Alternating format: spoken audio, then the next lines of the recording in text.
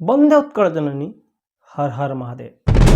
ଦେଖନ୍ତୁ କେମିତି ଓଡ଼ିଶାରେ ଭାଇଚାରା ଚାଲିଛି, କେମିତି ଶାନ୍ତିଦୂତମାନେ ହିନ୍ଦୁ ବହୁଳ ଓଡ଼ିଶାରେ ତଥାକଥିତ ହିନ୍ଦୁବାଦୀ ସରକାର ଓଡ଼ିଶାରେ କେମିତି ଭାଇଚାରା ସ୍ଥାପନ କରୁଛନ୍ତି। ଆପଣମାନେ ପ୍ରଥମେ ଏ ଭିଡ଼ିଓ ଦେଖନ୍ତୁ। ଏ ଭିଡ଼ିଓ ହେଉଛି ବାଲେଶ୍ୱରର ରେମୁଣାରେ।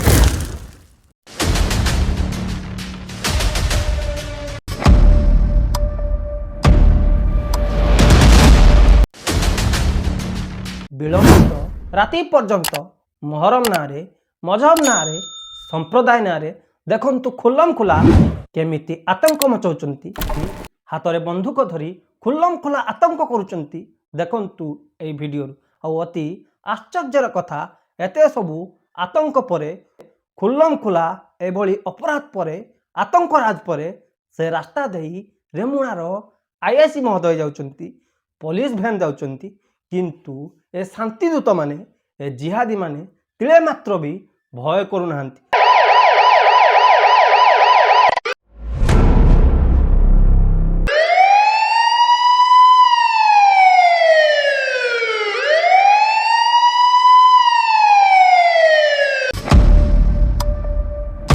ସମସ୍ତଙ୍କ ସାମ୍ନାରେ ପୋଲିସ ପ୍ରଶାସନ ଆଗରେ ବିଳମ୍ବିତ ରାତିରେ ଖୁଲମ ଖୋଲା ମାରଣାନ୍ତକ ଅସ୍ତ୍ରଶସ୍ତ୍ର ଧରି, ବନ୍ଧୁକ ଧରି ମାନେ ବିଚ୍ ରାସ୍ତାରେ ଆତଙ୍କ ମଚାଉଛନ୍ତି। ଏଠି ପ୍ରଶ୍ନ ଉଠୁଛି, ଏମାନଙ୍କର ଏତେ ସାହସ କୋଉଠୁ ଆସିଲା?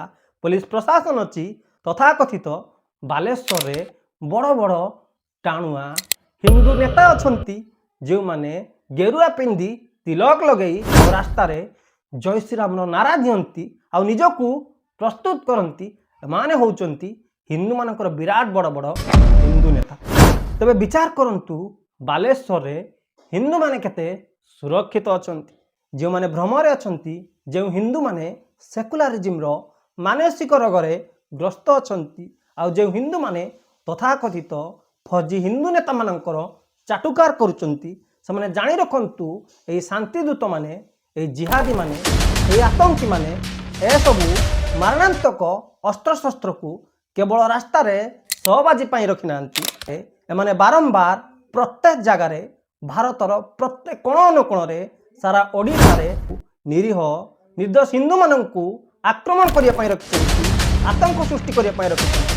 ତାଙ୍କ ଉପରେ ମାରଣାନ୍ତକ ଅସ୍ତ୍ରଶସ୍ତ୍ର ଚଲେଇବା ପାଇଁ ଯୋଜନା କରିଥାନ୍ତି, ପ୍ରତ୍ୟେକ ଜାଗାରେ କରିଥାନ୍ତି, ଭାରତର ପ୍ରତ୍ୟେକ କୋଣ ଅନୁକୋଣରେ କରିଥାନ୍ତି। ଆଉ ଆଜି ଏ ଘଟଣା ଘଟିଛି ବାଲେଶ୍ୱରର ରେମୁଣାଠାରେ।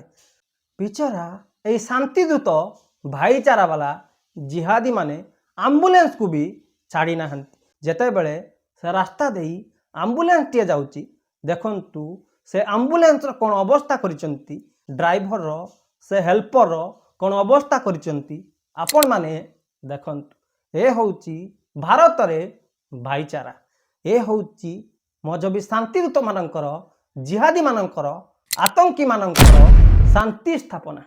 ଯେଉଁ ହିନ୍ଦୁ ବିରୋଧୀମାନେ, ଯେଉଁ ଧର୍ମଦ୍ରୋହୀମାନେ ବାରମ୍ବାର ବିରାଟ ସନାତନ ଧର୍ମ ପ୍ରତି, ଧର୍ମ ସଭ୍ୟତା, ଆମ ସଂସ୍କାର ପ୍ରତି ଆଙ୍ଗୁଳି ଉଠାନ୍ତି, ତେବେ ଧର୍ମଦ୍ରୋହୀମାନେ ଆଖି ପୁରେଇ ଦେଖନ୍ତୁ, ଲକ୍ଷ ଲକ୍ଷ କୋଟି କୋଟି ସନାତନର ମହାପର୍ବ ଆମ କୁମ୍ଭ ମେଳା, ଲକ୍ଷ ଲକ୍ଷ ଭକ୍ତମାନଙ୍କର ସମାଗମ ଆମ ପୁରୀ ବଡ଼ଦାଣ୍ଡରେ ଏ ଦୃଶ୍ୟକୁ।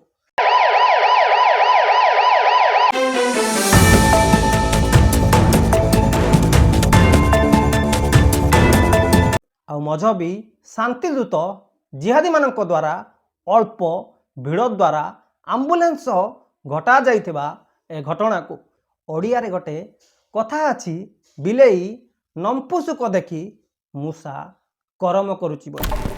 ଖାଲି ବାଲେଶ୍ୱର ନୁହେଁ, ଭଦ୍ରକ ନୁହେଁ, ରେମୁଣା ନୁହେଁ, ନୀଳଗିରି ନୁହେଁ, ସାରା ଓଡ଼ିଶାରେ ଏହି ଜିହାଦୀ ଶାନ୍ତିଦୂତମାନେ, ଏ ଇସାଇ କଂସାଇମାନେ ବାରମ୍ବାର ଗୋସେବକଙ୍କୁ ହତ୍ୟା କରୁଛନ୍ତି, ଗୋମାତାର ହତ୍ୟା ହେଉଛି।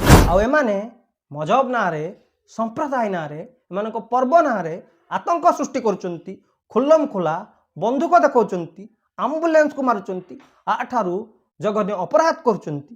କିନ୍ତୁ ଏମାନଙ୍କ ସାହସ ଆସୁଛି କେଉଁଠୁ? ଭାରତରେ ପରା ତଥାକଥିତ ହିନ୍ଦୁବାଦୀ ମଜବୁତ ବିଜେପି ସରକାର ଅଛି, କେନ୍ଦ୍ରରେ ବି ବିଜେପି सरकार अच्छी कौन सबका साथ सबका विकास सबका विश्वास जितुचे ना बीजेडी कांग्रेस परी सेकुलरिज्म भाईचारार कीड़ा काटिची आउ हिंदू मान आखि केबे खोलिबो एते बड़ बड़ हिंदू संगठन कुहाड़िया हिंदू नेता माने केबे आ विरुद्ध रे आवाज उठेबे। अल्प दिन तले लाइव बांग्लादेश देखिल एबे भी बांग्लादेश रे हिंदू मानक सह कौन होउची काको अछपा नहीं। पश्चिमबंग रे देखिल काश्मीर फाइल देखिल प्रत्येक कोण अनुकोण रे हिंदू मानक सह कौन होउची सब सोशल मीडिया रे देखुछन। जदि एते सब पर हिंदू माने चुप रहिबे नीरव रहिबे तबे आगकू परिस्थिति भयंकर हबो।